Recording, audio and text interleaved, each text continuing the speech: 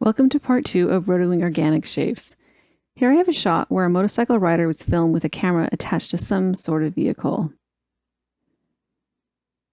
I'm going to roto the rider to isolate him from the background using tracking to help me out.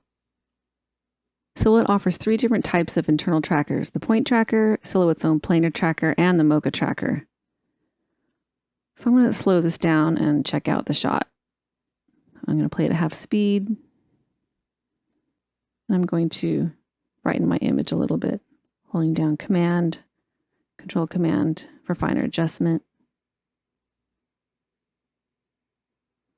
Okay, and we'll play it through. So for my shot approach, when I look at this shot, I think it's a good candidate for tracking assist. The rider and the bike have some good features for tracking, and the rider's body and bike do not have a lot of drastic changes shape-wise. And it's kind of long, about 150 frames. So even though I know I will have some manual keyframing, I'm going to see how far tracking can take me. I'm going to play it at speed.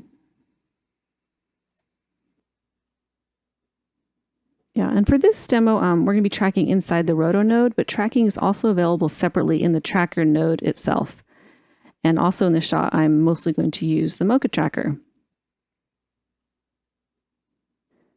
Okay, after caching the shot and playing it through, you can see down here in the lower right, I've used up a bit of memory. I can load in 332 frames of this size. And I'll show you real quick where you set your memory preferences. Silhouette preferences up in the cache. You can see here that I've allocated 65% of my RAM to Silhouette, and I have the default of the preload frame set to 10. But if I had a really large shot, like an 8K shot, I would probably set that to 0 so that I would not have any preloading going on when I started my project. So that's where you set your memory. Okay, so since I've used up almost half my memory, I think this is a good candidate for an ROI. It's a temporary crop where you can roto, paint, and perform other operations in. So right now I'm going to double click on this lower right box to clear the cache. So now you see it set to 0. Another way you can do that is you can go up to Session and purge your RAM cache like that. So I'm going to set my ROI. I'm going to click on the ROI icon up here. And I'm going to drag in the borders using these little handles.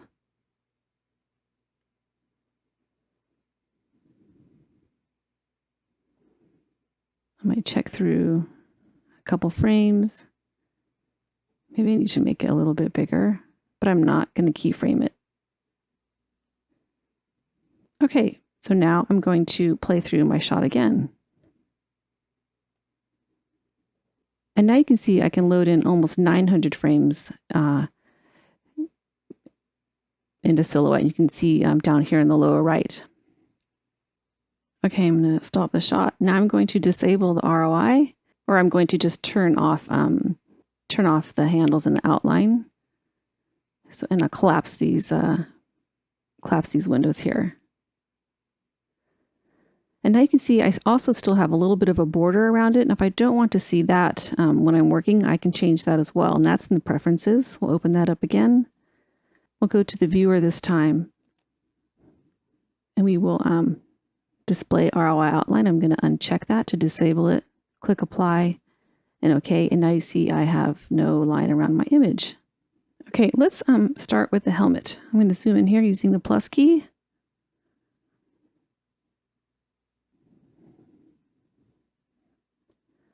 And as a note, it's a good idea to set the view to foreground if you're tracking, because it speeds up things because there isn't any processing going on there. So I'm going to change my view up here. First, I'm going to add a roto node. I should do that first. So I'm going to right click, add a roto node, and you can see right here that it says roto 1, and that's because I already have a roto node in this session attached to my finished project over here. So anytime that you add additional nodes and sessions, you're going to get a 1, or if you have even more than 1, you'll have a number after that. But you can rename the node, and I'll do that right here. Double click on the node, and you see down here, I'll call this roto demo just to be a little more descriptive. Another thing to keep in mind that duplicated items, like I said, they end up with number 1 at the end of the name. So keep that in mind in case you have the habit of using numbers in your naming convention. Okay, and I should also note here real quick that I could, if I wanted to, I could copy paste layers, shapes, and tracking data from one roto node or tracker nodes to another, and that's really helpful. Okay, now let's get back to the helmet. And now that we have a roto node, we can set our view to foreground. And I'm just going to brighten this up a tiny bit more. I'm going to zoom in.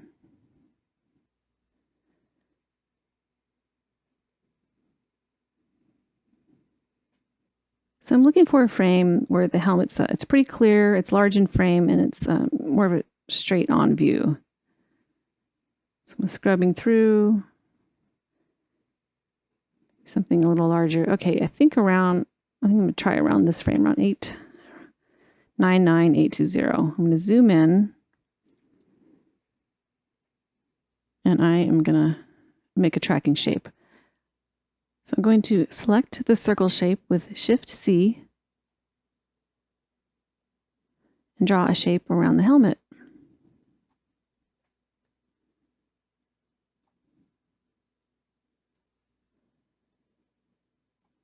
I'm going to see if the tracker can identify some of the outer edges of the helmet. I'm going to cut off the chin here because I don't want the tracker to get confused about the movement that's going on in the upper chest area.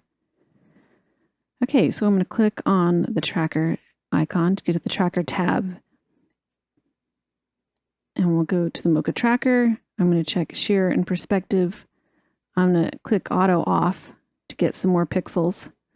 And I think I'm going to change, I'm going to do some image processing to see if I can get some more contrast, turn on the preview, and I'll just up this number a little bit to see if I can have the feature stand out a little bit more. Okay.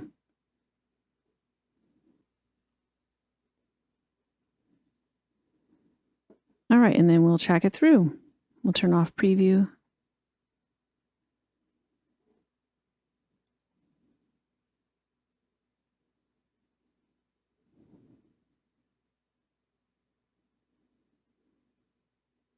So one thing to keep in mind, and this is after my tracking is done, is that when tracking from any internal method that's applied to a layer, the shape keyframing is done on top of the motion data already applied to the layer where my shapes reside.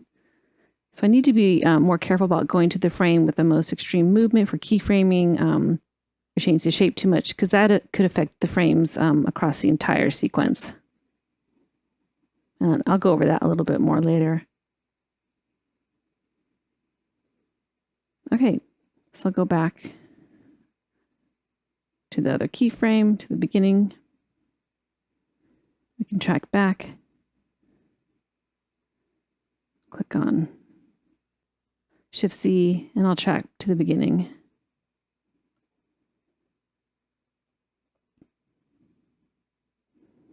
Okay, so once that tracking is done, I'm going to see what it looks like when it's stabilized. And we can do that by going up to stabilize icon here, and you can see I have them, they're listed by node and layer. But first, before we do that, I realized that I have to name my layer and my tracking shape. And what's interesting enough is that when I made my tracking shape, I forgot to make a layer, but Silhouette knows that, and it made a layer for me. So I'm going to call this helmet. And I call this Mocha tracker. I like to keep track of which trackers I used when I'm doing my tracking. So I label that as Mocha track. You can also add a note here on the end. Click that, and I don't want to name my layer or my shape, I just Mocha track. And then, so you can now see that the icon over here has a little shading, like some text in there. And so if I click it, oh, there's a note, and then I can just mouse over that, and I can see, oh, it's Mocha track. So that's really helpful. And sometimes I even color code my track screen.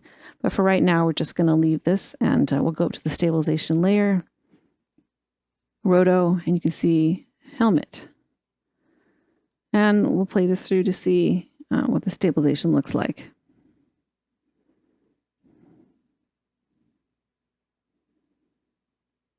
Okay, so while it's not going to be perfect, it's going to get me partway there to help me with my keyframing. So now I'm going to make my shape for the helmet. I'm going to turn off my tracking shape. I'm going to make sure that my layer is selected, and I'm going to choose a spline type, a B-spline, and I'm going to find a frame that's pretty clear and frame, probably go back towards the beginning where I made my tracking shape. And I'll make my shape here. I'm going to zoom in a little bit.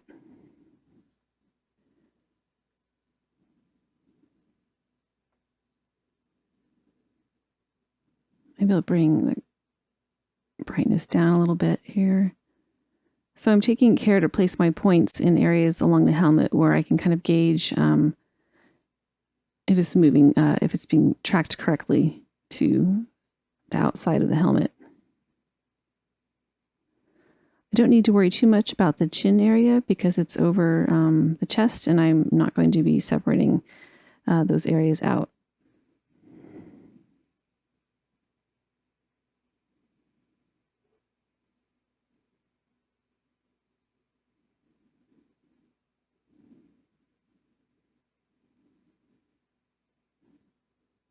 I'm going to delete that point. So here you can see I'm putting a point here. Let me just take this down a little bit more.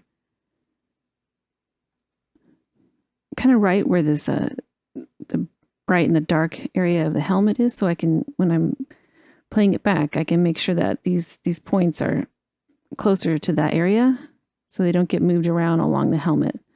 That's difficult with round objects. You think that that still looks round, but if the points move along, then it won't keep the correct shape.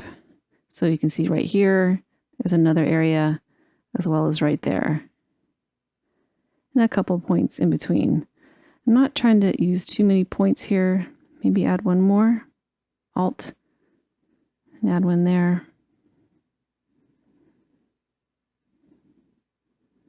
Okay, so there we have our shape. And I'm going to call this helmet.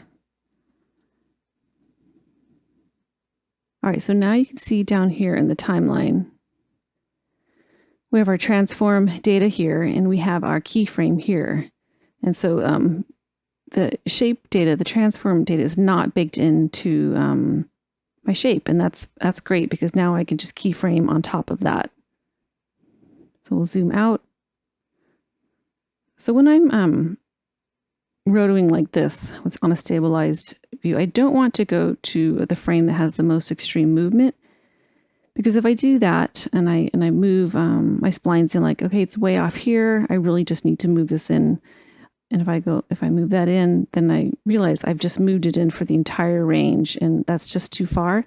So I'm going to Command Z, I'm going to undo that. I'm going to go maybe to a frame where it's pretty close.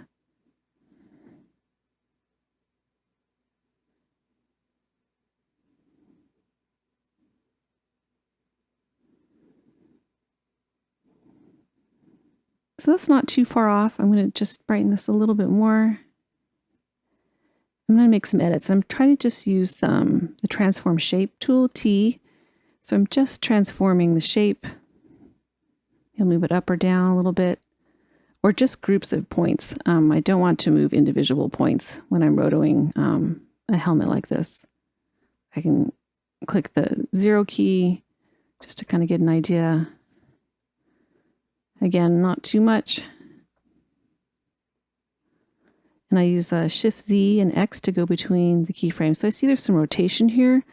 I'm going to select all the points, T and W, and I'm just going to do a little bit of rotation.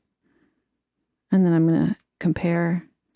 And it looks like it's following pretty good. But you see there's this area down here which is a little bit problematic, where there's a little tab or something that comes off the side of the helmet, and that's not quite in shape. So it's just kind of an organic movement with the head. Okay, so then we'll go in between. You know, he tilts his head side to side. But it's not like I'm going to go right in the middle. I'm going to go maybe somewhere where it's close.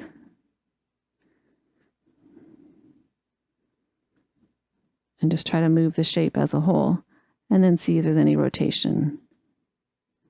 And there's a little there. So I click the W key for rotate and then just do a little rotation.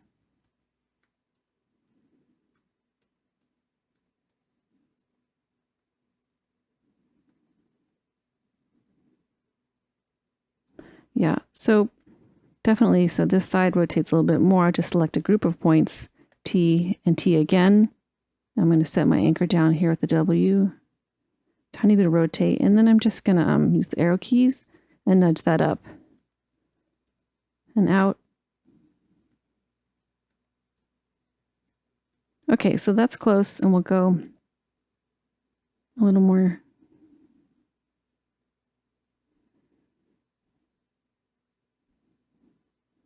Let's click away to see. Okay.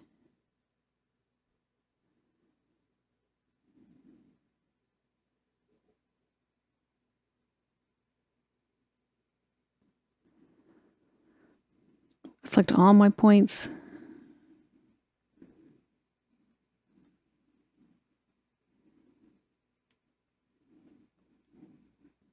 The transform shape tool.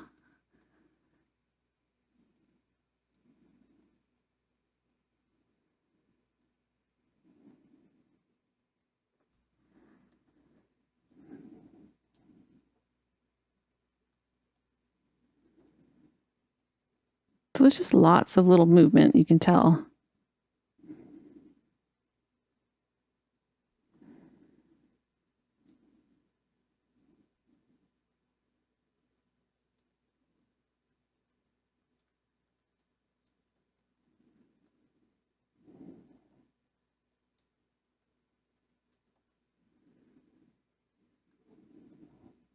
It's almost like there's 4 sides to the head. Top left, top right, bottom left, bottom right. The top of the head is moving different than the chin. So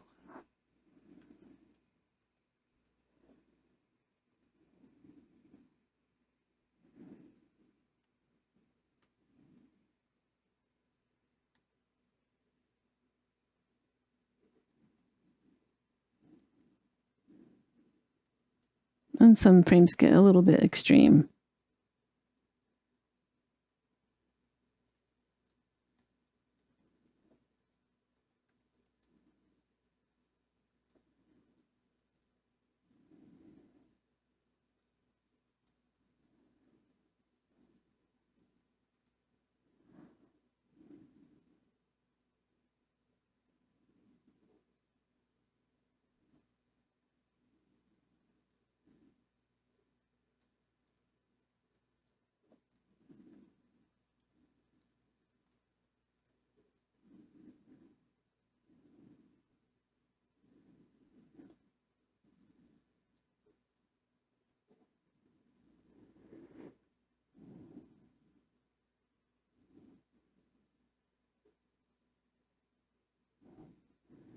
So again, I'm going to the frames where it's not the most extreme movement, but maybe almost the most subtle movement, so I can preserve that tracking data.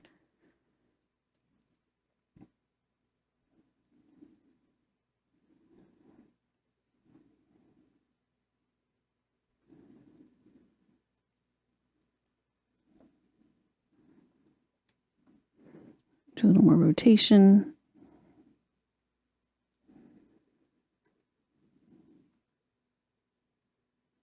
Maybe a little more.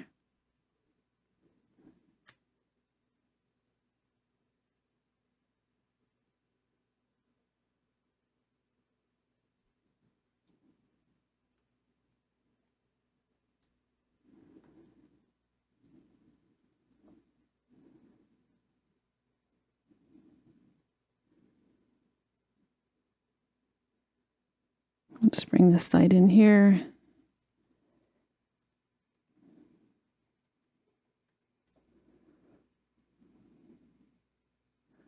Okay, yeah, so that was too much at the end.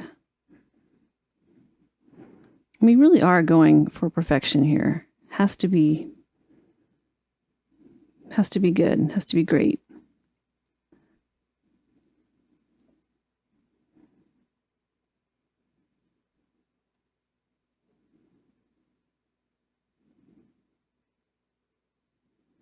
And you're going to have some areas that need a little more work.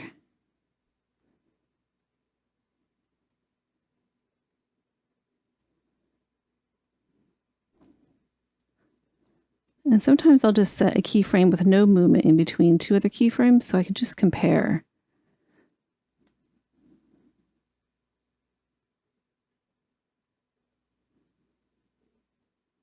So I need some rotation there for sure.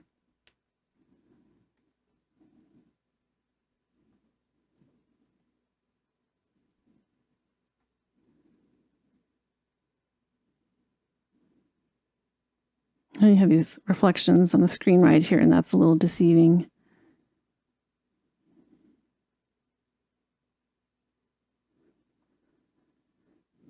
But it's still the helmet, so we have to move those out.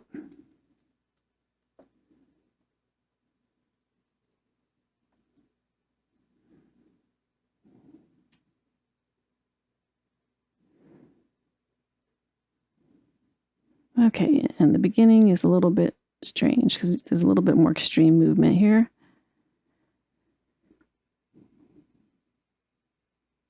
Okay, we'll bring that in and see if we can be mostly done with it here.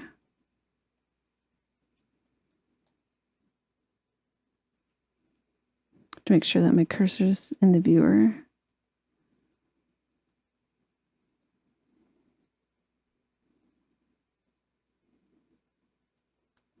So I'm using the arrow keys to nudge a single pixel. If I hold down the shift key, it is 10 pixels. And you can even do subpixel movement, and I've set mine to 0.5. It's the default is 0.1, but I set mine to 0.5, and I can use the Control Command key to have those finer movements if I want to do subpixel.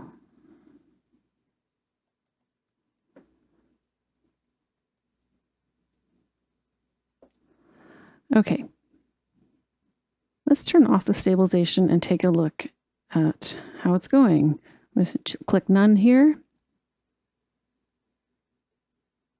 I'll just zoom out a little bit. And maybe I'll turn off the points. So now you see that the shape is tracking to the helmet pretty well. So I think that tracking in this case really helped me out. I definitely needed to have some keyframing, but it certainly made it a lot faster than not having any transform data at all to go on. Okay, so next we are going to I think I'm going to work on the chest area. Yeah, okay, so let's work on this area, sort of the upper torso. I'm going to zoom in. I'm going to make a new layer, and I'm going to call this torso.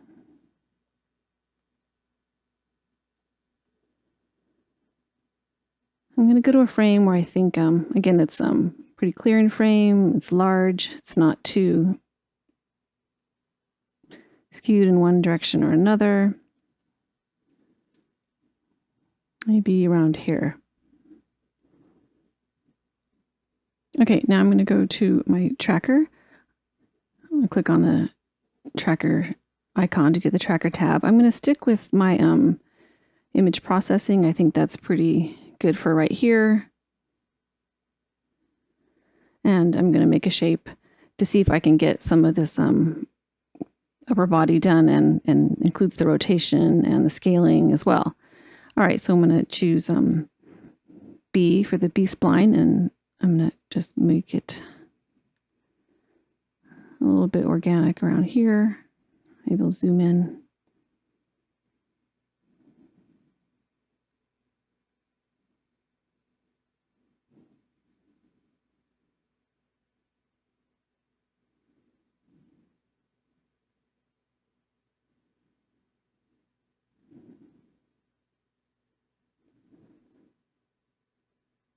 Okay, I'm going to call this Mocha track.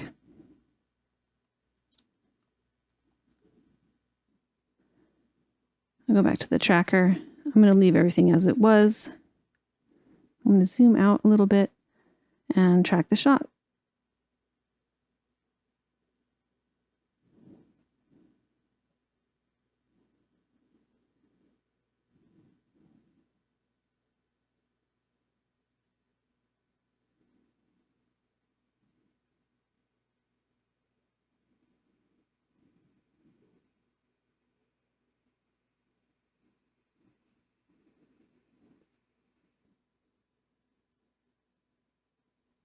So while it's there's not much occluding this area that I'm tracking, like say if the mirrors went over for a large portion of the shot, there are ways where you can make shapes to, like I make a shape for this the mirror, and I can hold that out over the top so it doesn't take that into consideration when it's tracking, just like in the standalone. Okay, we'll go back to the keyframe where I made my shape, and we'll track to the beginning.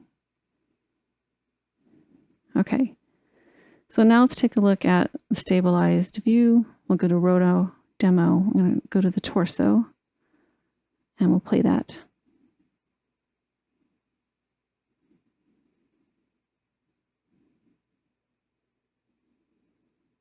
Okay, so that looks pretty solid. If I didn't like this track, something was wrong, I can go and I can delete the tracking data inside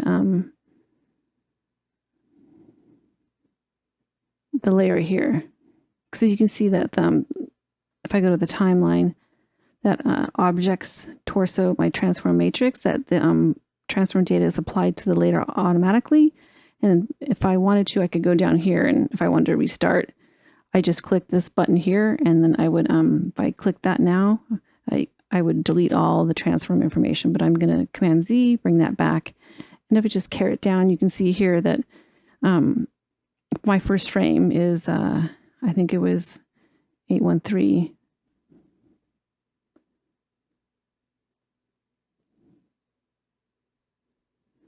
That there's no data here, nothing's changed. But if I, obviously start going forward, that you can see that that's where the tracking information is. Okay, all right. Well, I'm going to go with my track. We'll go up to Roto Tools. I'm going to turn off my tracking shape right here. I'm zoom in.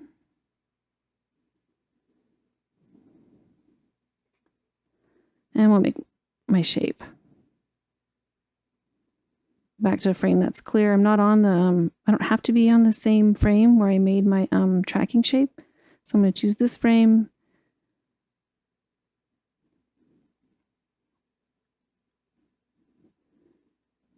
And we'll go in and start making an articulate shape.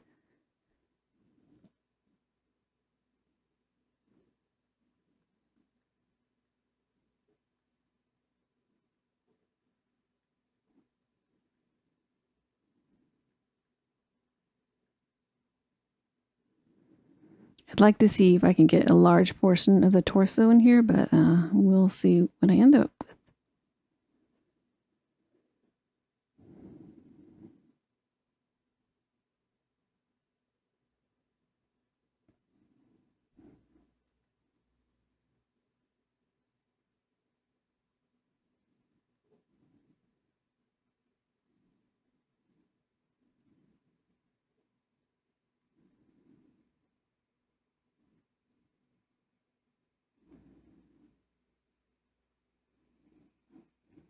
Okay. All right, let's play that through and see what we got.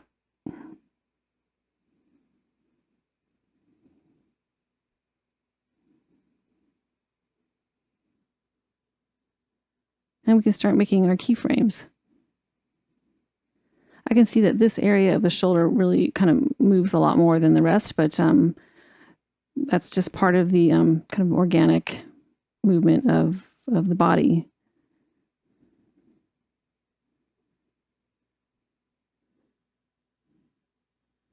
Okay, I'm going to go back to the first keyframe I made and look for some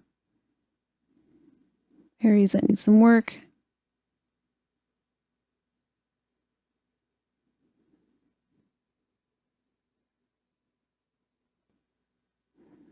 I can turn on the magnetic reshape tool by clicking the R. Now you can see I have the magnetic reshape, and I can just move those points. It's almost like a little bit more of a warping into place, which is really handy for organic type movement.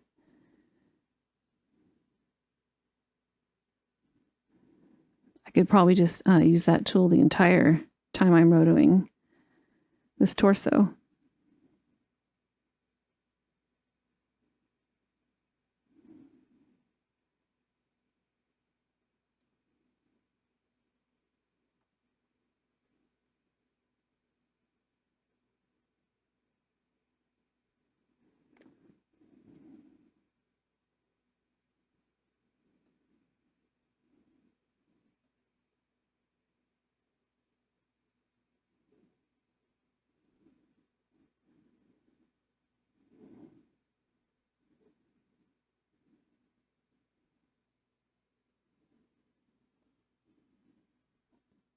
Okay, maybe I'll switch back to the regular reshape. And now I'm just Shift Z, Shift X, going in between my keyframes to see if my line's in the right place. You can see I'm a little bit off here. I think I'll just maybe see if I can transform the whole shape like that. W, do a little bit of rotating.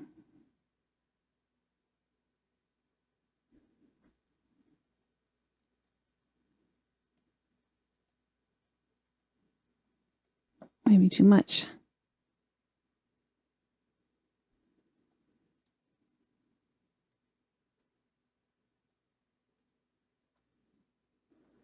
Yeah, so I'm dealing with 4 sides here, an upper left, upper right, bottom left, bottom right.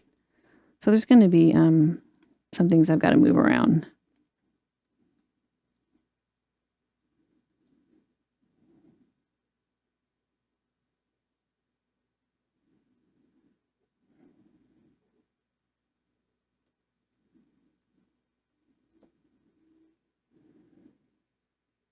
Okay, so while I might not finish this entire shape for this demo, I want to point out that, so I'll have this torso track, or this torso layer with a track inside. I'm going to call this upper torso. I want to see what else I can get away with my tracking. I want to utilize my tracking as much as possible. So I'm going to, if I had to possibly replace this, the lettering here, or change something in the color, I'm going to try to see if I can make a shape for that area and drop it in my torso layer. So I'm going to make sure that my layer is selected. I'm going to click the B for B-spline. I'm going to make a shape. And it's either, I'm not sure about the shot, it's either flopped before I got it, or maybe shot through a mirror because the text letters are backwards. But no matter, we're going to make this work.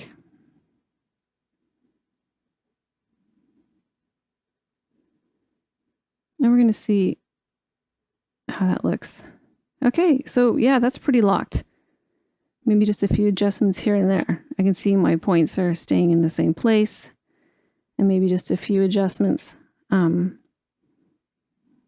there's some extreme movement. All right, I'm going to turn off the stabilization to none. And we'll just play this through.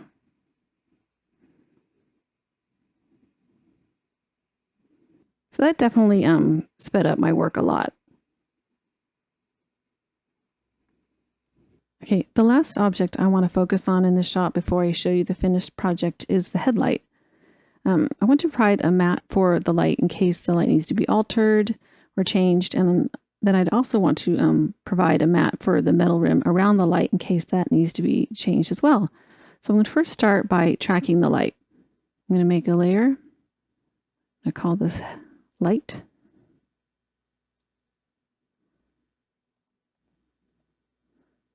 And I'm going to choose the circle shape, Shift C.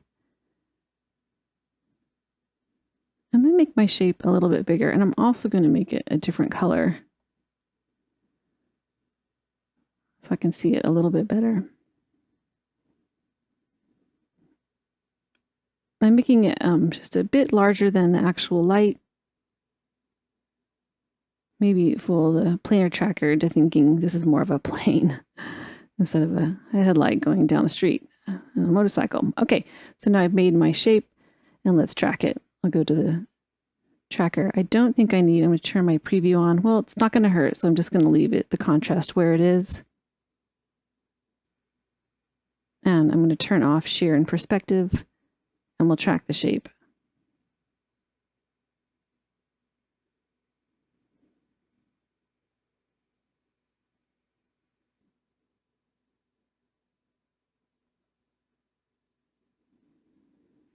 Go back to the keyframe, Shift Z, and track back to the beginning.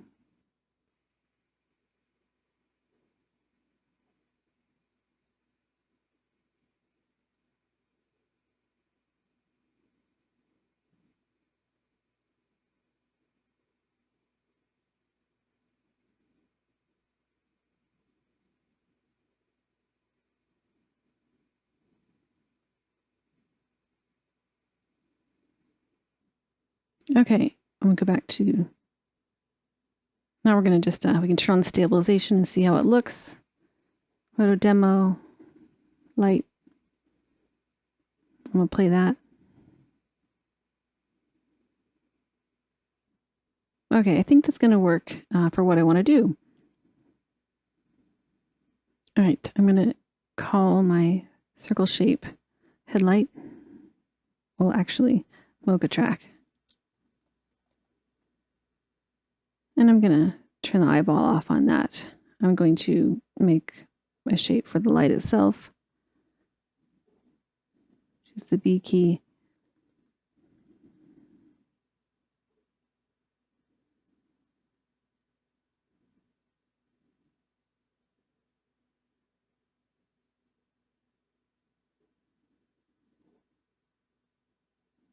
Okay, I'm going to call this light, but I'm going to call this light only. And now because, now let's just see how that looks. All right, it's in the stabilized view. And we'll just make a few keyframes.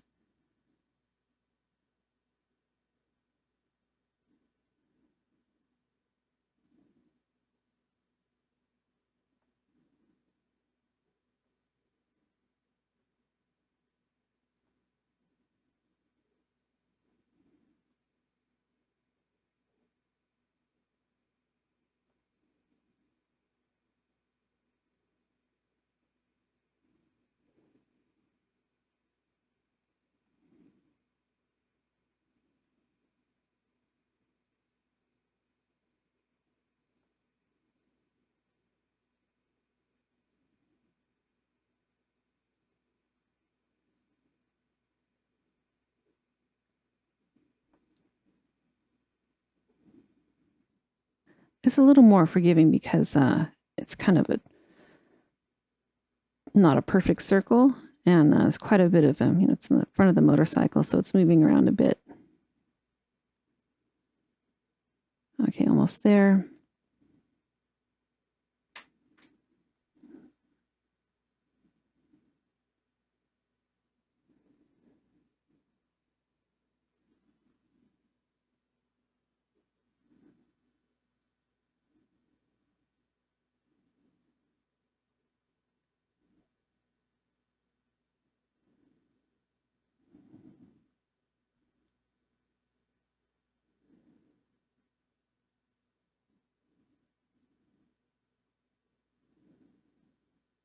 Okay, so there we have our shape. So now I want to use this shape to help me make the other shapes, but I don't want to do the tracking again, and I don't want to make the shape again. So I'm going to duplicate this layer. I'm going to select the layer and click Command D, and then I'm going to lock my original layer. So clicking the lock icon right here, and the visibility. So now you see that I just have my duplicate layer here. And I'm going to call this metal rim.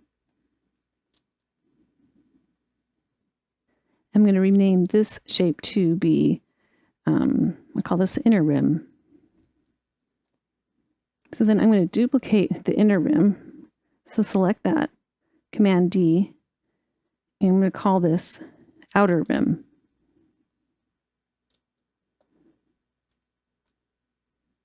And I'm going to lock my inner rim shape here. So now you can see the only thing that's visible here, and maybe I'll just change the color of the inner rim. I'll make that pink. Okay, so now I'm on the outer rim. I'm going to select my whole shape here, and I don't have to be on a keyframe. See all the points? I'm going to click M for the multi-frame tool. And now you can see I have this red border around the entire frame. I'm going to click the T for transform, E for scale, and then hold the shift key down. And I'm going to drag my shape out to be larger. And now I'm going to just finish up with moving some points.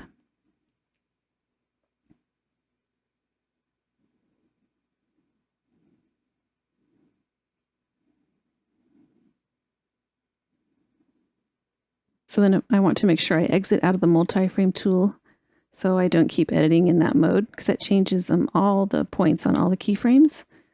So click M again, and you can see the red border is gone. You can also see here there's no keyframe down here or here. And I really like that. And then we're going to play the shot through. So then you can see it's pretty locked on pretty well. I don't have to I don't have to make a separate shape. I mean, I might have to make a few little edits here and there up here.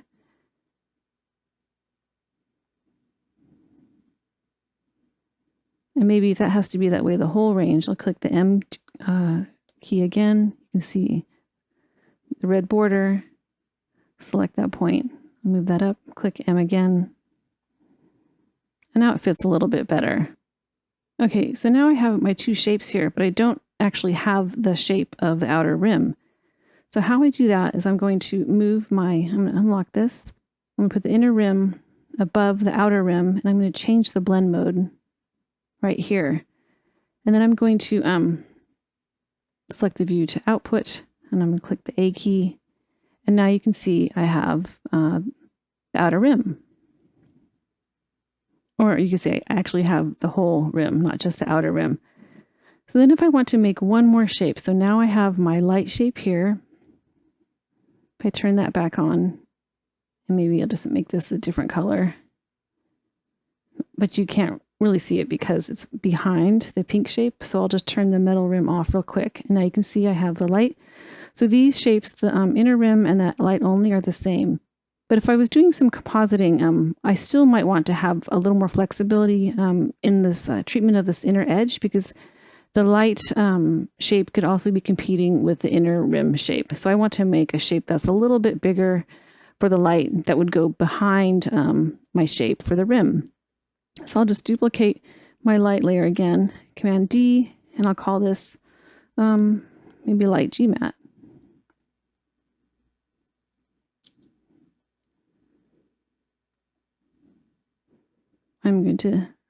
So that's already locked. I'm going to turn that off. So I have my light only, and I'm going to make this even a different color. We'll just make that red. And I'm going to lock for right now this layer so I can't manipulate it. And I'll select my shape.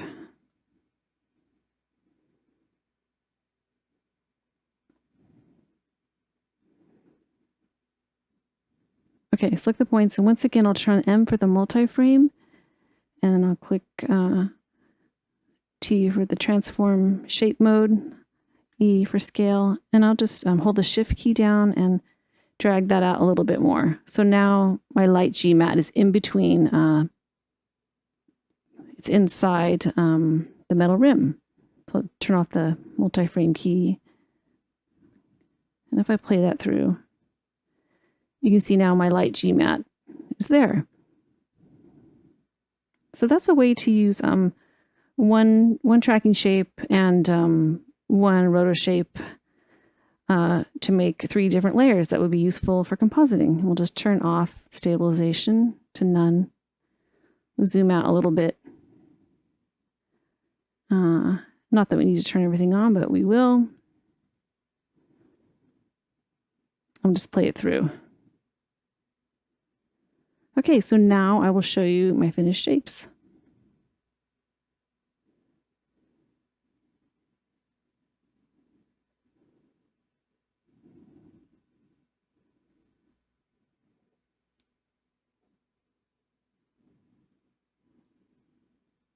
Let me see if I can make this a little bit bigger here. Almost got everything in there. Okay, so here you can see I have my source, I have my roto node,